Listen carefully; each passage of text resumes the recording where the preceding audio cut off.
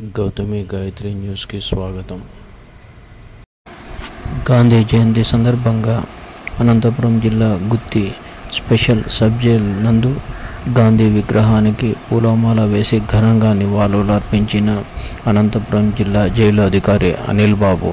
ఈ సందర్భంగా ఆయన మాట్లాడుతూ, ఈ మహామహనీయుని త్యాగ ఫలం వలన మనకు స్వాతంత్రం వచ్చిందని, ఆయనను జాతిపితగా మనం భావించి ఎంతో గౌరవిస్తామని ఈ సందర్భంగా తెలిపారు.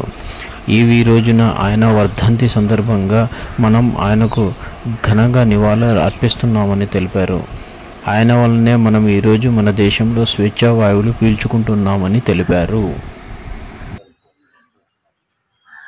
మహాత్మా గాంధీ మన దేశానికి స్వాతంత్రం తీసుకురావడంలో ఎంతో ప్రముఖ పాత్ర వహించి జాతిపితగా అతను గర్వించదగిన వాడిగా గుర్తింపు చేశారు. ఈరోజు గాంధీ వర్ధంతి సందర్భంగా